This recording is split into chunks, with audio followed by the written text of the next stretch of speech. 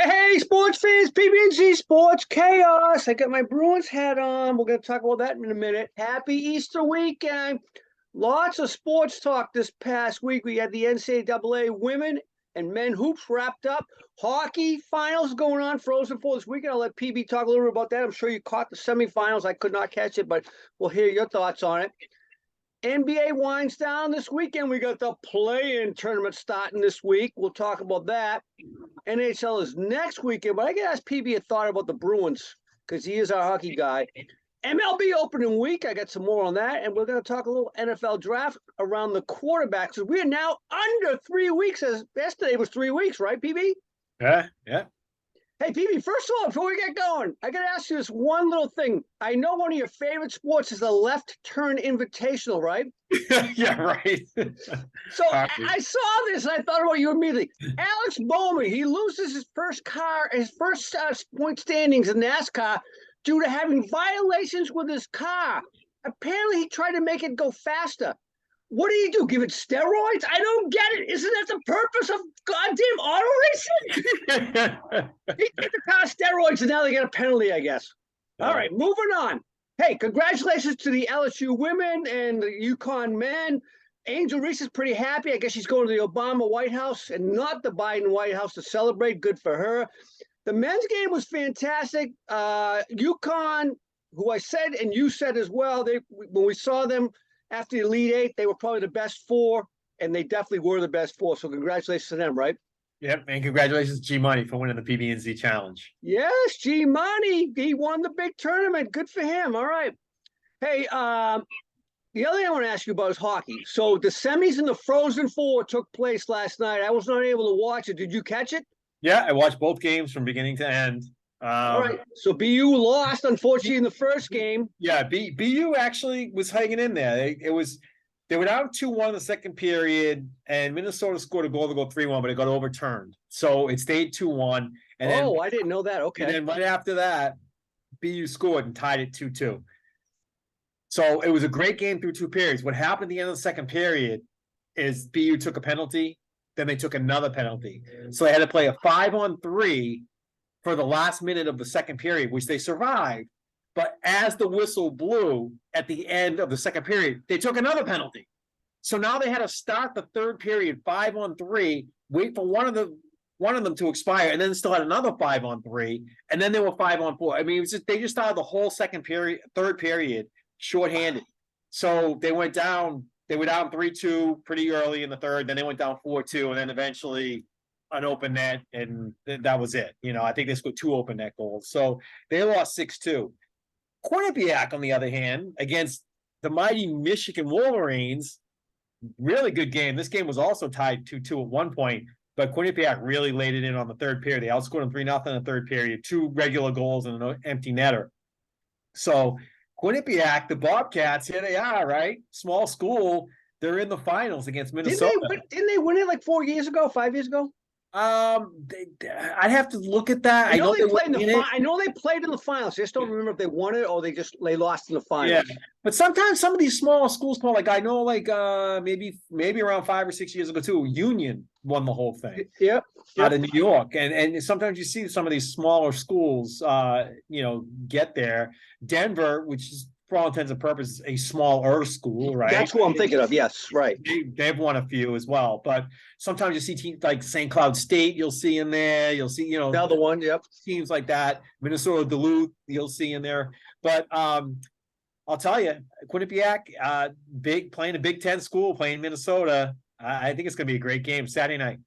By the way, they beat them Big Ten in Michigan, right? And Michigan was, to me, was comparable to Minnesota. When you look at their records, they're almost identical. Quinnipiac only has 4 losses on the year. I believe they have 35 wins now, if I'm not mistaken. They're a solid team. Minnesota's got 11 losses on the season, so you got to give some credit to winning games. I know they don't play the same schedule, but Quinnipiac, 35 wins and 4 losses? 35 wins and 4 losses, don't you agree? Yeah. And they're in the ECAC. They're not in the Hockey East, so right. They still play some. I mean, ECAC still got some real quality teams, but it's not Hockey East, Hey, Merrimack was in ECAC only about 4 years ago, and now they're D1 Hockey East, right? Yeah, yeah. I don't know if they were ever in ECAC, but I think they I were. don't know if they might have not been Division One and they moved up to Division One, but Okay, all right. yeah. Wow. All right. So get quick pick. Who do you like in the game? Um, I mean, I watched both games. I'm not saying this just because I want a New England school to win, but I really like the way Quinnipiac plays. They're physical, they're tough, they move the puck. I like Quinnipiac. I'm I'm with gonna you. I say, saw the highlights and I saw the situation with BU. If BU hasn't gone on 5-3 players, right, going into that third period, I think they have a good shot of winning that game. yep. So, given that, and I thought Quinnipiac was a much better team in the highlights I saw the first 10 minutes of the game and I fell asleep. But to me, I think they're a better team. All right, I do too. So we're both on Quinnipiac. All right, man. All right. Hey, MLB opened up this week. Are you digging the new rules or not? I will tell you right now, I am digging the rules. I love the fact that the time is down. Although you had one game that was under 2 hours, which from a fan live perspective, you're like, I don't get enough time to drink. But anyways, I digress. But you got stolen. I mean, the Orioles, I think, stole 11 bases against the Red Sox in that opening series. You got guys running all over the field. Home runs are still being hit. You had 13 home runs by the Giants in a 3-game series. That's a record. So I think the way the games are being played right now, I'm in favor of it, my friend. Yeah, yeah, I think so too. I mean, I'm a traditionalist, and I like the tradition of baseball and the whole thing with it, but I do. I think the game needs to speed up, gets more exciting. There's more stuff happening, and that's really what they're after. They're after that younger generation. So it almost doesn't matter for us because we're gonna like it probably either way. It's that younger generation that they're really trying to attract, and I think they're doing a good job. Speaking of the younger generation, Manny Machado, he got thrown out, the first player ever thrown out for arguing the pitch clock because he wasn't ready to go. Ironically, he was the first guy to take a strike during the spring training for the same thing, right? Yeah, yeah. I love when things happen bad for Manny because he ended Dustin Pedroia's career. So whenever things go bad for Manny, it's a great day for Z. Hey, by the way, PB, you texted me 5 games in since the Phils are done, but it was only 3% of the season. Come on, give it a break, bro. I know. They started off rough with 0-4. They're actually playing a 3 o'clock game today. I don't know what the score is, but hey, when Bryce Harper gets healthy, then come tell me if they still lose at that point in time. All right. Well, the other thing is too, Aaron Nola is their number 1 guy, and he just made his second start. He got through the first rotation. Now he made his second start at their last game, and he hasn't really stepped up. He's 0-2 now. Or by the way, he's the guy that relies on slow timing to the mound, to the pitch, and so I bet he's having an adjustment problem. Yeah, he's a guy who's usually a 30, 35 second between pitch guys. So we'll see. Hey, I got to ask you about the Bruins. Let's switch gears here for a minute. Yeah. They tied the record. They got their all-time record. They're 1 game away from the tie-in record of 62. I think they have 3 games left, if I'm not mistaken. Yeah. They're the most dominant team in hockey in a long time. They're playing unbelievable hockey. Everybody meshes well. I'm very concerned because the last time we saw a team break the record for wins in sports in the winter season was the Golden State Warriors back in 16 or 17, I think it was, when they won 73 to beat the Bulls record. We know what happened there in the finals. They lost LeBron after going up 3-1. So do the Bruins have the most pressure on them between both leagues going into the postseason right now, NHL and NBA? Yeah, they do because they're having a historic season. To your point, I think a couple of years back though, Tampa Bay did win 60, and they were up in this range somewhere. The Bruins still have 3 games left though, of course, so they could do it. But yeah, I mean, you have the whole President's Trophy. Curse, if you want to call it that. And by the way, the earliest clinching ever of the President's Trophy was the Bruins this year. Right. So you have that.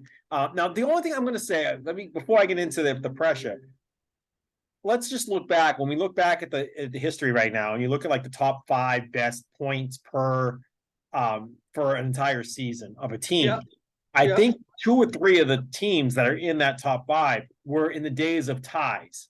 When you just got a point for a tie and the game ended, right? Think about that, because the Bruins have 11 wins this year in either overtime or a shootout. That's 11 points that they wouldn't have because those games would have just ended in a tie. They would have got the 1 point and they wouldn't have had a chance at that second point. So the fact that you have a chance now at your second point in an overtime that other teams didn't have, those Canadians teams back in the 70s, they would blow away the Bruins today. Those teams were so dominant, right? They had the Bruins haven't even caught them yet. They still haven't even caught them with 11 free points. Just imagine that. Think about the dominance. When you say they haven't caught them, they've caught them in points. I mean, on wins, but they haven't caught them in points. Well, that's my point. That's my point. Yeah. They have 11 wins extra because of those overtime wins. Right. And that gives you that. And back then it would have been a tie, right? And back then it would have been a tie. And also that's 11 points because you would have just got you 1 point and been on with it. So just think about that. Think about the fact that they have those 11 free points, if you want to call it, and 11 extra wins. And go look back at the Canadians' record in the 70s. And the Bruins, with those free 11 points, still aren't even there. So well, having said that, to me, the comparison is losses. At the end of the day, how many losses did that team have versus the Bruins? Right. Like losses would be a fair comparison. I think they had like 8 losses or something like that. The Bruins have like 12. So there you go. Okay. Right? Okay. But at any rate, let's go back to the pressure thing. Yes. I mean, look at what's happened historically, especially in New England, right? Look at the Patriots. They had the historic 16-0 season. Tons of pressure to go all the way, and then they lose in the Super Bowl, right? Yeah.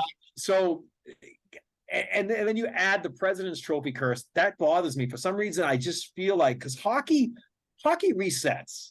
Because this is the third President's Trophy since the last Stanley Cup for them. Yeah, right, exactly. And they haven't. And both times they got ousted, and once in the cup. Once was in the cup against St. Louis, right? Yeah. But it's just hockey resets. Once you hit that playoffs, it's a whole new game. And goaltenders get hot. You're load managing your goalies throughout the regular season. So one guy's playing probably 60 to 70% of the games. The other goalie's playing 30 to 40% of the games. In the playoffs, what happens? Everybody goes 100% with one goalie. That's the only sport where one guy can determine the outcome. Maybe MLB is that close with a pitcher, right? But the pitcher doesn't play every day, right? He only pitches every 4 games, right? So at the end of the day, hockey gets the nose on that one. There, so the goalie plays every game. And think about how many games are decided by a deflected puck or a slap shot from the blue line, and then it hits 3 guys on its way in. And there's just so many little things that can happen and go wrong. It's one of the hardest, to me, sports, even as the top team, to get through all the way and win 4-game series. Next week we'll talk more on that because the playoffs start the following week after next weekend. So we'll talk hockey preview playoffs and what we think, and hopefully we'll be talking about Bruins all-time wins record. Yeah, and we'll have to do our NBA playoff predictions too. So yes, because the play-ins will be over after Wednesday, I believe. Yeah. All right. Hey, speaking of the play-ins, good segue. Who do you got coming out of the East in the play-ins? Certainly Miami. I think Miami. I think so too. Yeah. I think by the way, Miami's trashing of Philadelphia last night at Embiid. Please stop the Embiid for MVP talk. He got absolutely annihilated by that Miami team at home. Yeah. After that, I mean, you're gonna have, if Miami, let's just say they play Atlanta, then Atlanta is gonna have to play the winner of the Bulls Raptors game, right? I mean, to me, the Hawks, the Bulls, and the Raptors are just all the same. Like, to me, any one of those 3 teams, it's hard for me to make a prediction. I think whoever gets that 8 spot, because of just the fact that they have that second chance, even if they lose, is probably a good opportunity there, because dropping 2 straight wouldn't be good for that team. So whoever gets that spot, I don't know if it's going to end up being the Hawks or the Raptors at this point. I got Miami and Chicago coming out of this thing. Really? Okay, I'm going to go. If I had to eliminate one team, I'd say Chicago. So I'm going to go with the Hawks or the Raptors. If I had to pick one, I'm going to go Hawks. By the way, Chicago early in the year played very well. They beat the Celtics when the Celtics were the number 1 team in the league twice early in the year. So Chicago, if they get that groove back, they're a tough team. They get the best 3 players outside of Bam and Butler and the point guard. All right, go West for a minute. Give me your West team. The first team I'm going to say is No freaking way, Dallas. You are not making it. Kyrie will kill your chances. Trust me. When all is high for your team, Kyrie will kill it. Cancer Kyrie. All right, who do you got? And you know what? They were like a 5 or a 6 or something when they got Kyrie, and now they're 11 and they're out of the playoffs. And they still could squeak in. If they do, they're not going anywhere. So we're gonna have probably what will look like the Lakers and the Pelicans maybe in that first round. I think that both those teams are better than Oklahoma City and Minnesota. So to me, whatever team loses that game still goes on and wins their next game. So I'm going to go Lakers and Pelicans. I got Lakers. I got Minnesota because I think they are a better team. With Carl Towns back now, that's a better team right now, Minnesota. So Gobert's played a whole year with them. I like Minnesota a lot. And then the big boy, Anthony, I can't remember his last name, the big forward, man, Edwards. He's a stud. So I like Minnesota to come out of that. One of the big things in this one, I think the Pelicans and Lakers are deadlock tied right now. So whoever ends up getting the home court out of those two teams, I think the Pelicans might even be able to take the Lakers down in that first game and put the Lakers in a situation in that must win against the Timberwolves. By the way, a team that can determine the fate of both those teams, the Grizzlies play the Pelicans of the last game of the season. So the Grizzlies could tank and let the Pelicans in, or they knock them off. One way, right? Yeah, I mean, why not just let them, rest your guys. Yeah, I wouldn't be surprised if the Grizzlies take the L on that one. All right. And real quick before we do a little football talk, the Masters is going on. Tiger's struggling. Who are your top 3 that could win this thing come Sunday afternoon? I mean, obviously, Koepka's just lighting it up. And I know you and I have picked Koepka to win tournaments in the past, and I think we're both pretty high on Koepka just because he's like pipe master, right? Yeah. He's out there. Him and DeChambeau, who's nowhere to be found, right? Yeah. So, I mean, I'm going to put Koepka right at the top of that list. After that, I mean, I don't know. What about Shuffler? Can you repeat? Where is he right now? What's he? Well, yesterday I think he was second. I think he was at 4. Coming out of the first round, I think he was -4. All right. Well, then we'll put him in that category. I've got Rahm. I'm with you on Koepka, and I got that other guy from the Live. What's his name? Cam Jordan. Oh, okay. All right. I don't know. I mean, I like guys like Jordan Spieth. I think he can. As long as he makes the cut, he can turn things around and be competitive in the last couple of days. So we'll see. Okay. All right. We'll see. Hey, biggest surprise so far in the NFL offseason, Rodgers not being traded yet, or Lamar still with no contract and no offers? I would say Lamar is the biggest surprise. And the only reason why I say that is because we've dealt with prolonged Rodgers offseason drama for how many years now? No, seriously. How many years in a row have we with prolonged Rodgers offseason drama? It's been every single year. So that's not a surprise. I mean, that just happens every year. It's a thing. And I guess even if he goes and plays for the Jets, it'll probably be a thing next year too, whether he's retiring or something, right? Right. So the biggest surprise is definitely Lamar. I'll tell you, this Lamar thing, DaCosta, I think that's his name, Eric DaCosta, the GM. He came out and said, we got to look at a quarterback in our draft pick this year, right? Good for them. So I almost think they moved on in a sense. I mean, I can't believe it, but I think they have. Speaking of moving on, they may move up. They may make a deal and move up in this draft just to grab one of those top 3 or 4 or 5 quarterbacks, which I know is a segue to our next topic. Lamar and the Patriots. I mean, Kraft came out and said pretty much he'd be interesting on our team. Nah, is there any reality to that, you think? No, I don't think there is. I think they're going to give Mac Jones one more legitimate shot with Bill O'Brien. You have to give Mac Jones a chance. You saw what he could do his rookie year. He took the team to the playoffs. All right, last year was blame it on Patricia, blame it on whatever you want, but I don't think he was set up for success last year. Put him in a situation where he can be set up for success this year. Give him a quarterback coach in Bill O'Brien. Give him an OC. Give him everything that he needs to be successful, including a receiver that you can grab at 14. You can get one of the top 3 or 4 receivers in the league in the draft at 14 easily, maybe even a top 2 or 3. a Zay Flowers or Indian or somebody like that, right? I will say this. So I happen to like the kid from TCU a lot, Quentin, but yeah, I don't. You're going to be surprised when I say this, but I'm okay with the receivers. Like I'm okay with Juju. I'm okay with Devontae. I'm definitely okay. I think Kendrick Bourne needs another offensive coordinator. I'm okay with those receivers. Would it be nice to have a stud? Yeah. I think I'd rather have an offensive tackle at this point in time. So at 14, if I could get one of the 3 best offensive tackles on the board, I'm taking that because there's great college receivers. You can get a good college receiver right now all the way down to the 5th draft pick because the game is so wide open. People throw all the time. So I'm not worried about that. What I am worried, though, is whether Max got his head straight.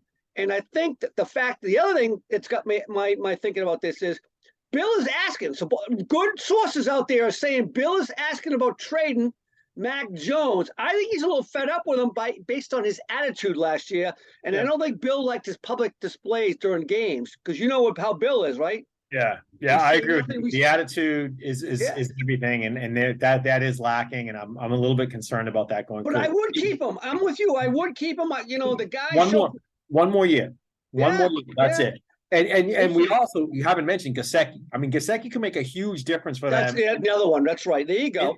In the red zone, you know, they were the worst team in the NFL, I think, last year in red zone efficiency. So they need a guy that they can count on in the red zone, and Gesicki might be that guy. So Gesicki, Hunter Henry, and Landry, you got 3 jump ball winners right there. They're all 6'4" and above, right? So, but here's the thing with the Patriots: what happens if next year you go 10-7, and you make the playoffs, or even 9-8, and you squeak into the playoffs somehow? You go on the road in the first round against a number 2 seed, right? Because the number 1 seed gets the bye. So you go play a number 2 seed, and you get let's just say it's Jacksonville, and you go into Jacksonville and you get annihilated, right?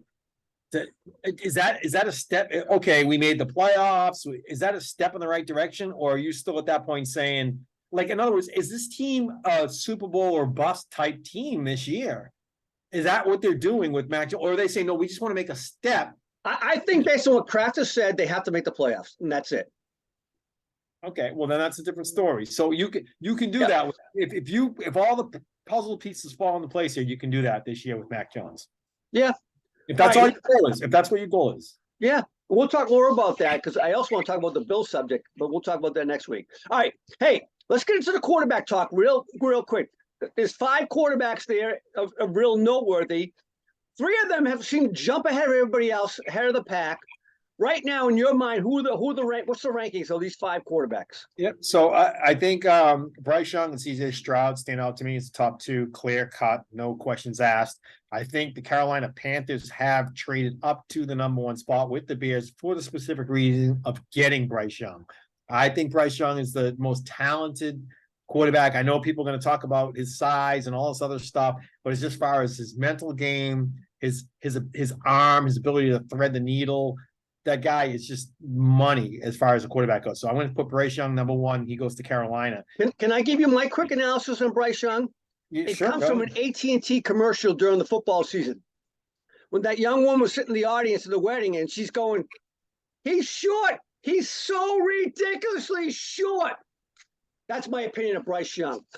Okay, so you don't think he's number 1? I got CJ Stroud at 2, but I don't know where he'll go. Will he go to the Texans? Will he go to the Colts? Will someone trade up?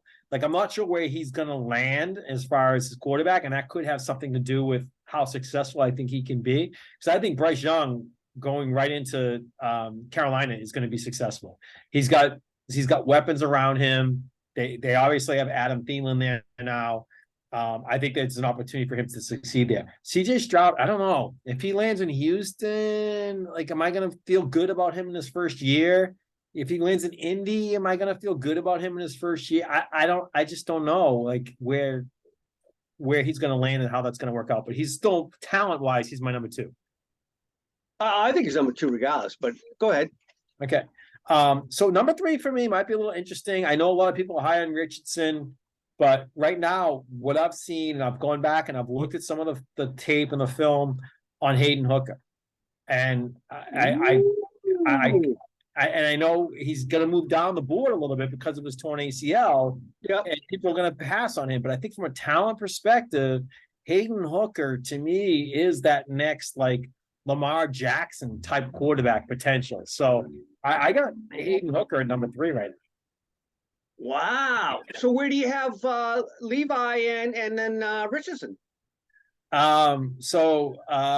Richardson's my next. Richardson's at number 4. Okay. Only because I don't think wherever he ends up landing, because I think he's more of a bottom half of the first round type pickup. So maybe mid, but a team that gets him might be a team that's looking at